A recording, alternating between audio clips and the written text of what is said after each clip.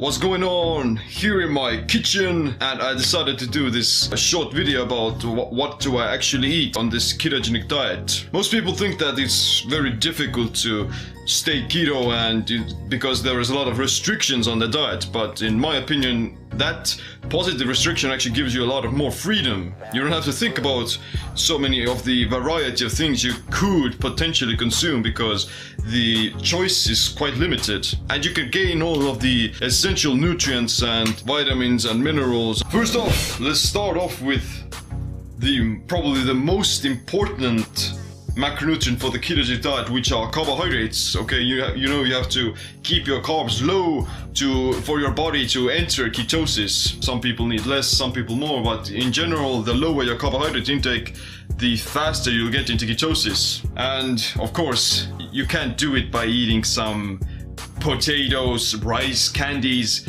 fruit, bread, all those sugary drinks or other sweets, because you're gonna get kicked out of ketosis. You're gonna still maintain this sugar burning engine. Potatoes. Instead, what you can eat are some healthy fibrous vegetables. Most primarily stuff like cabbage, kale, spinach.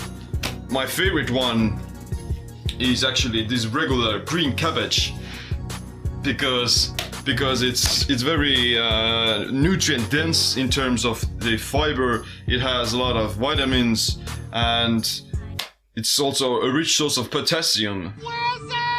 Other similar sources are cruciferous vegetables, like this cauliflower here. I've already eaten some of it, half of it is almost gone. Cauliflower is an amazing ingredient for the ketogenic diet because it has a lot of variety. You can use it for almost any other thing. You can just eat it maybe raw, you can cook it, you can use it to create cauliflower pizza. You know, it sounds impossible, but you can eat pizza on the ketogenic diet as well if you use cauliflower as a crust. But you can also use cauliflower for cauliflower rice, cauliflower pudding, or I don't know, whatever your imagination can allow you to come up with. Everything. Another similar vegetable is broccoli. Broccoli is also super healthy. It's one of the, I would consider broccoli being one of the superfoods that you should eat every day. It has anti-cancer properties and it tastes amazing as well.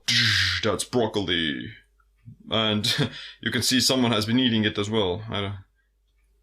Guess who it is? Wilson! What else? In addition to vegetables, maybe cucumbers if you'd like. Cucumbers, they're not that nutrient dense because basically they're just water and maybe a little bit fiber, but they can be a great addition to some of your salads, some of your other foods, and they taste great as well. Tomato. But the thing with tomatoes and similar vegetables is that they have a lot of lectins. Lectins are these protective proteins inside the plants that are supposed to protect the plants from being eaten. The problem is that if you consume too many lectins, then you may get some gastrointestinal stress and you may suffer some brain fog because of that as well. So I do eat some tomatoes and such, but I don't want to overconsume them either because it's gonna make me feel maybe bloated. It's gonna hinder my thinking. Let's talk about protein now. Protein is an essential macronutrient that you need for survival. You don't need carbs, but you do need protein and you need fat.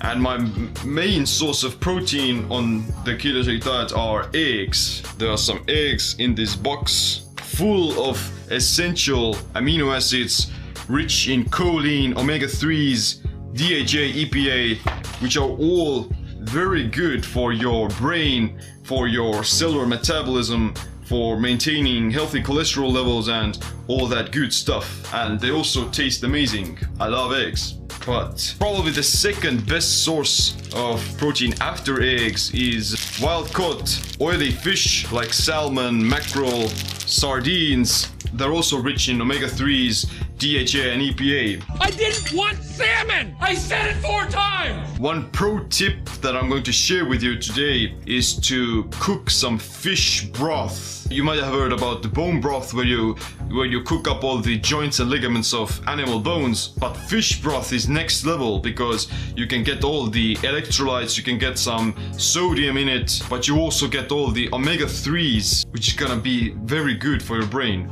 At the moment I have some fish broth cooked up already. And basically what you do is you get the fish heads, you get the fish bones, the fish ribs, all those things that are usually thrown out, that are usually not used that frequently in cuisine, and you put it on a low to medium heat on the stove for a few hours. You add some salt, you have maybe some other spices, and it's gonna taste amazing. But of course, meat is also a great source of protein. Mince meat, some beef or some wild boar. Of course, there's also some bacon and eggs, that's a staple. Bacon. I don't tend to eat that much bacon because I prefer to get my protein from eggs and fish because they're a lot more healthier. You don't want to eat too much meat either because, you know, it may have some negative effects on your health and longevity. And if you talked about fish broth, then one thing people also tend to neglect are organ meats. Stuff like liver, kidneys, heart. Those things are packed with nutrients more so than the flesh. These are some pork hearts. Moving on with the fats that are going to be your main source of energy. Avocado, fattiest fruit in the world.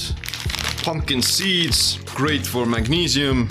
Sesame seeds. I also eat some chia seeds for some more omega-3s. So do you want some more nuts? Of course. Some walnuts, some almonds, coconut flakes, some more fish, cold fillet.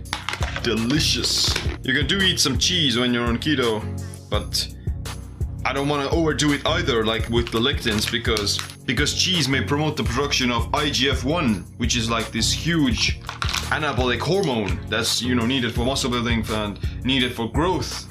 But it's the same like with meat. If you eat too much protein, then you're gonna overstimulate mTOR. mTOR is the most important fuel sensor in your body. It's gonna trigger your cells to grow, but at the same time it's also gonna speed up aging, and it can also promote the growth of cancers and tumors. So you never want to eat too much protein or too much meat or too much dairy because they're gonna overstimulate mTOR and IGF-1. Okay, and of course butter. Great source of vitamin K. Do I drink bulletproof coffee? No, I don't drink bulletproof coffee because I just don't want to, you know, I don't feel the need to cram so many calories into a cup of coffee. I would much rather drink it just black. Is there anything wrong about drinking bulletproof coffee? Well, that depends on why you're doing it and, you know, to what extent you're doing it as well. If you're using bulletproof coffee just to, you know, stave off some hunger while you're doing intermittent fasting, then it's mostly okay as long as you still eat fewer calories. But if you're doing it because you think it's gonna make you burn some more fat or, you know, give your brain some this superpower energy, then you're wrong. Of course it's gonna give you some energy, but it's not some superpower hack. Sour cream, which is great. It has some probiotic properties like sauerkraut. Sauerkraut is also one of my staples, which I try to consume basically every day to keep the gut healthy. Olive oil full of polyphenols and monounsaturated fats, which is great for cardiovascular health. You definitely want to get olive oil in a dark bottle because if it gets exposed to too much sunlight or too much heat, then it's gonna go rancid. The son of a bitch is gonna go rancid, and it can cause more inflammation when you consume it. Well, basically it's not gonna cause any oxidative stress if you use it as cold, but if you heat it up, then it can become, you know, too dangerous.